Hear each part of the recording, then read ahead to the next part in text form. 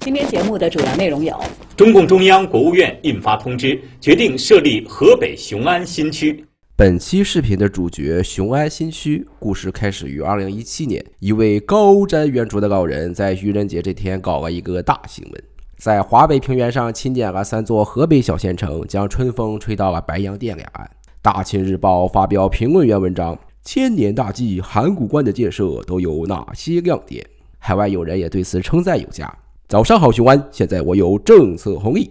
当然，也有一些借古讽今的人给雄安新区泼脏水，给英明领袖泼脏水，恶意引用《阿房宫赋》这类历史文件，将其类比为直到秦朝灭亡都没完工的烂尾工程。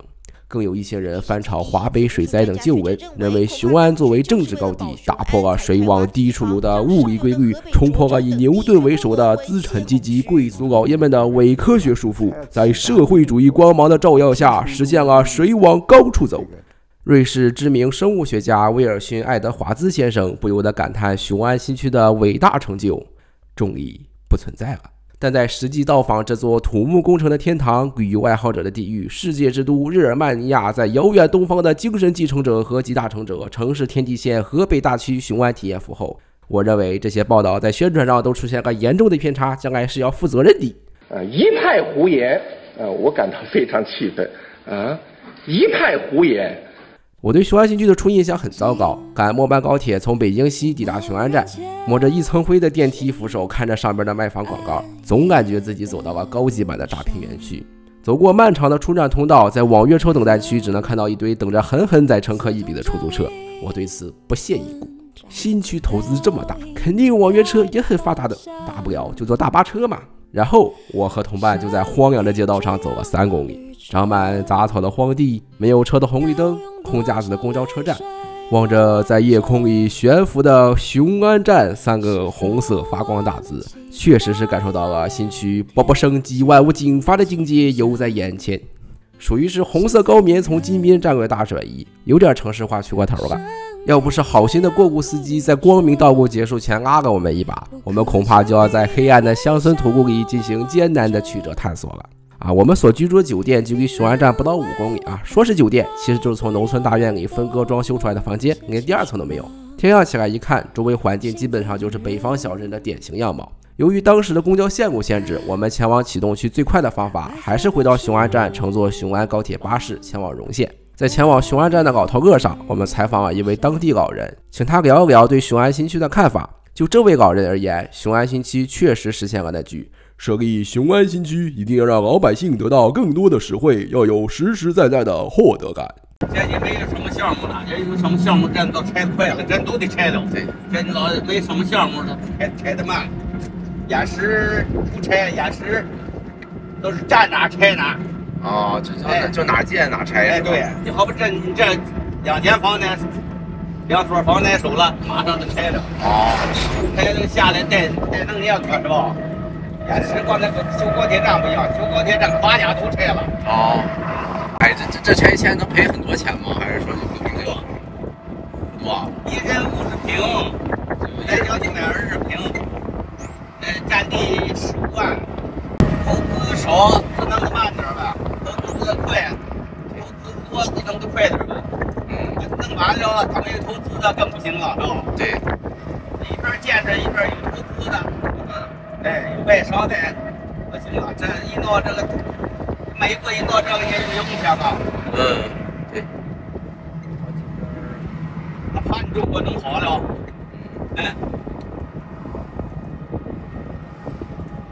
一看中国发展的快了，他捣乱呗，他给你发展的超过他家，对，他把你捣乱呗，对，捣乱，他不该抄的也是抄你，是吧？对，建房那个，对，我觉得这个雄安站白天看比晚上看好看。对。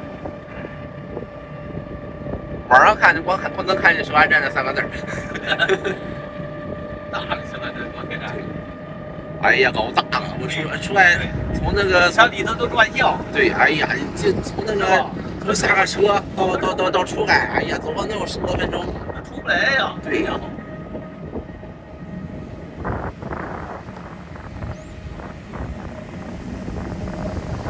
还得坐着东西接上车，都得接上了。别着急，这前面这个也是站吗？也是雄安站吗？前面这个修的地方？不是，这不修这什么？哦，这样的吗？哦，懂了，都接头了吗？这不接头了。这还有多少头没接呢？哦，就是那个就是高铁的轨道呗，就管。对，你看这头，这一轱辘的都没接呢。哎呀，都预留好了。你说呀，这大修子能接好了，接好了也快。对，反修不长了，这都接上就得了。哎呀，四通八达呀！一接上，香港、澳门都得过来呀。对，不通了这高铁站。哎呀，你像我这种烟台来的，我都去北京现在就去北京转一趟。你上烟台过来，你赶以后修完了，你都通这儿了。对，应该能直接通了，就是。哎。现在基本来，我看基本上都是从北京西来的。对。那边都没修呢。对。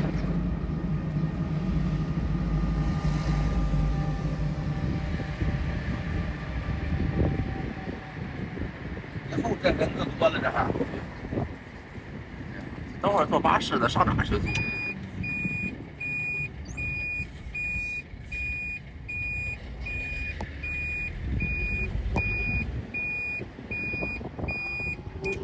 相比较于昨夜对雄安站的浅尝辄止，白天的雄安站更显站体之浩瀚，人类之渺小。作为一个11台19线的庞大高铁站，截止到2024年，每天只开行20对高铁列车，从完工至今，累计只发送了旅客146.1万人次。与之战线布置相类似的北京西站和沈阳站，无论是在开行列车数还是在日发送旅客数上，都是遥遥领先。我觉得专家应该建议把雄安站闲置的站体出租啊，毕竟雄安站的人潮汹涌，恐怕只有华为手机能拍得出来了啊。有人可能会说，雄安站可是未来的重要枢纽站呢，怎么能不预留未来的发展空间呢？啊，有没有这样一种可能，就是你可以先把地方留出来，等需要的时候再建设呢？雄安现在的站体至少有一半的站台是没有轨道连接的，等雄安真发展到那个程度，也是10几20年以后的事情了。拿这些年省下来的养护费建个新的不好吗？评价雄安新区其实有个很简单的标准，普通人会去买房吗？虽然在房地产泡沫破裂的今天，这个问题疑似有点恶意了。从更宏观的视角来看，雄安新区的出现是服务于疏解北京非首都功能这一首要政治任务的，被定义为建设雄安新区的初心和使命。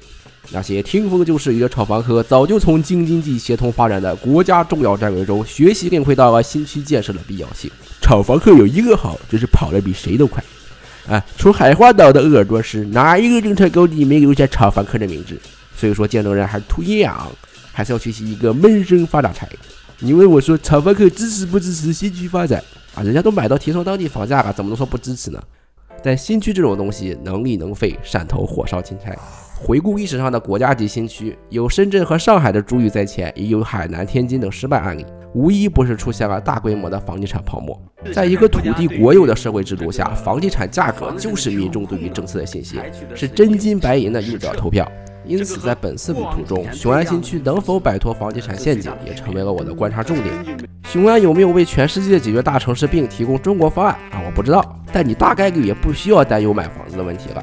雄安新区从最开始就创造性的在政策宣布前管控了民间房地产交易，有效的遏制了不良资本家好社会主义羊毛的狼子野心，是堪比韩国于2020年大选中民调过后就盖牌一样的神来之笔。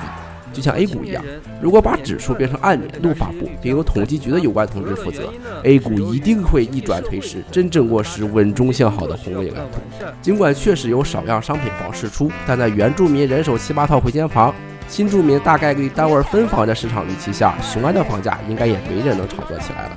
够了，别说买了，吃不了。但你最好不要对福利分房有什么较高的期待，因为我真的住过。我所居住的民宿位于启东区，房东就是之前3轮车大爷口中分了6、7套房子的拆迁户。整体来讲，回迁房充分体现了社会主义优越性。房屋样式按照北方经典商品房的样式复制了一大片，按照几栋楼一个小区，一条街上都是被命名为什么什么园的小区，堪称是21世纪富有中国特色的高级和物小副楼。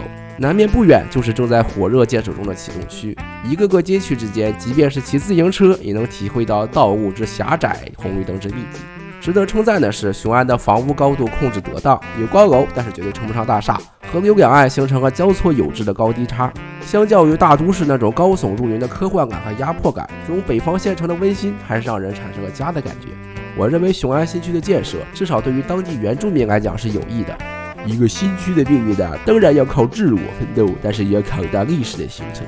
我也不是谦虚，3个华北小县城怎么就变成国家级新区了呢？原本的老破小甚至农村平房，一下子变成了6、7套未来升值空间巨大的商品房，周围还有北京转移的教育、医疗资源配套，一家人还都能够在新区建设中解决就业。除了无法将现在的房产兑换成现金外，已经实现了翻身农奴把歌唱，从山河4省跻身准北京人的行列。这边孩子只能在我们县里边的学校上，那个石家胡同省这是什么？给这个建设雄安的人搬过来的那些人去上学的，不一个对待的。那雄安新区对于未来可能迁入的新住民来讲，会是好选择吗？这个问题我们需要带着现实，从历史案例中寻找答案。巴西首都巴西利亚的城市建设也是起源于原首都不堪人口增长和聚集，决定疏解里约热内卢首都功能。类似的地图开局，类似的大手规划，类似的官方搬迁。巴西利亚的设计师在湖边画出一架飞机作为核心区，机头是总统办公室、国民议会和最高法院，机身是政府机构和公共服务建筑，两翼是住宅和商务区。巴西政府对核心区建设的严格管控，各个功能分区设计上的严格精确，导致巴西利亚的象征性大于实际性，规划性大于发展性，纪念性大于宜居性。一句话，这城市不是给人住的。巴西利亚的居民大多选择了在周围的卫星城居住。巴西利亚的规划只规划了核心区的几十万人有美好的生活，可是现在巴西利亚有200万人，周围的贫民窟和巴西其他城市的贫民窟相比，也没看出什么优越性。中国古代的坊市制度将城市变成格子城，住宅区和商业区严格区分，明确其界限并限制营业时间。坊市制度本质上是重农抑商政策在城市规划上的体现，明确且固定的城市分区有利于有关部门的精确管理。封闭的城市内循环体系则有效防止农村流民变成城市内部的不稳定因素。论管理学，还是要看老祖宗的智慧。城市街道的宽度和路口设计对于维持城市内部的稳定也十分重要。狭窄的街道在法国大革命期间有效地阻止了政府军对城市暴动的镇压，所以我们在帮埃及建设新首都时就吸取了这一教训。军阀道路宽又阔，你放心大胆的去，阿拉伯之春什么的就留在开国的小巷子里吧。几百家之长，雄安的路网设计选择了密集路口下的中等宽度道路。中等宽度的道路既能够通过坦克装甲车等震爆车辆，又能有效地增加建设路障防线的成本。密集的路口则能够有效地分散并切割人流，使其难以在某个地点形成坚固的防御阵地或进行有组织的集结和行动。搭配地下运输网络和无处不在摄像头，对于一带一路的沿线国家来讲，雄安新区确实是一个首都样板房。但对于中国来讲，雄安新区建设更像一个既有经验的大结合。雄安新区建设毫无疑问是政策产物，是个人喜好压倒了客观规律，在环京城贫困带挖走了白洋淀这一华北平原的肾。本就残破不堪的北直隶地区，在行政规划上更加支离破碎。原本就断手断脚没了心脏，现在还变成了尿毒症患者。这座距离京城100多公里的千年大计，就像历代皇帝为自己修建的陵寝，都是天字第一号的国家大事。他有生之年看不到结局，我们这辈子大概也看不到了。雄安新区的第一位领导把他在贵州任上的先进经验搬了过来。作为一个云上贵州的前使用者，我是认可贵州在大数据这类新质生产力上的发展的。如果雄安新区真的能成功把北京的高校和科研机构搬迁计划如数落实，这将是一个雄安和北京的双赢方案，甚至那些被搬迁的机构和员工也是赢家。单位分房，还仍保有北京户口，教育和医疗都是北京的分部，孩子还可以回到北京高考。但就现在的进度来讲，这恐怕或是另一个知青返城的故事。你和高校玩资源，高校就肯定玩画饼。论官僚主义和形式主义，谁能比得过中国高等教育这个最后的改革深水区堡垒？但另一方面讲，如果说后续对新区的资金支持决定了雄安的下限，那既差的车牌则宣告了雄安的上限。官网上的中国雄安实际上只能算是河北雄安，这种政策上的既要又要还要，这几年来也算见怪不怪了。前面所列举的所有政策红利都有可能在一夕之间单方面违约，那搬去雄安的可就不是先驱，而是先烈了。当年接受过贫下重农再教育的老教授们都混成学阀了，可不能吃2茬苦受2茬罪。但一个社会主义国家就要拿出自己的优越性，计划都计划了，不能落实自己的计划，那和资本主义的重置还有什么区别？但毕竟左派心心念念的那个农民一律不得进城的时代，终究是离我们远去了。21世纪20年的中国，虽然还是可以在舵手引航下红旗招展，人山人海，但是再也不能拿着战无不胜的小红书实现意识形态压倒客观规律的社会奇观了。现实从来不是游戏，城市的建设与发展也不会是一串冰冷的数字。城市是人类文明发展的结果，现代城市的兴起实质上是由于社会生产力的不断提升和分工的逐渐细化所导致的。一座城市最重要的基础是人，有了人才有劳动创造，才有物资交换，才会有固定居国。一座没有人的城市就是一座钢筋水泥的丛林。马克思认为资本主义的城市化是资本的城市化，而不是人的城市化。那雄安最宝贵的经验就是实现了社会主义的城市化。人虽然住上楼房，但制度和思想上还停留在封建时代，没有基层自治，没有市民社会，没有现代政府。有形的大手奇迹般的建起了一座座楼房，给雄安的居民们高出周围穷亲戚一大截的基础设施和服务。但无论披着多么现代的外壳，其本质都是一座地主老财的避暑山庄，自始至终就是为一个人服务的。虽然雄安完全可以充当一个北京的睡城，但是却变成了一个泡沫经济时代的巴比伦花园，后世评价必然会是两极的。马克思认为城市是无产阶级的发源地，造就了资本家和工人的对立。农奴被恩准进入城市务工，最终他们的后代变成市民阶级，被资本家剥削。那雄安就是造就了帝王将相与现代生活的对立。你负责在没有电梯的高楼里饿着肚子负重前行，我负责在拜巴赫里批判资本主义的局限性，他负责开着奔驰大 G 在故宫里寻找停车打卡点。仅仅因为某些人认为某座城市的某些功能是非首都大、非必要的，一批批的城市中产和知识分子就自愿入驻卫星城，从京野变成了极差。雄安新区与周围地区的矛盾实际上退化成了地主和佃农的斗争叙事。波尔波特一声令下，让100万人口上山下乡，到集中营接受7.62毫米再教育。齐奥塞斯库修建一座以人民的名义的宫殿，直到自己被打成马蜂窝也没完工。平壤的柳金饭店即便烂尾到摇摇欲坠，也会在外墙装上 LED 屏幕，丧失洗白。后人哀之而不见之，亦是后人而复哀后人也。马克思的理论确实是武器，但是却被掌握在了封建贵族的手中。向皇帝喊万岁和向领袖喊万岁有什么本质区别吗？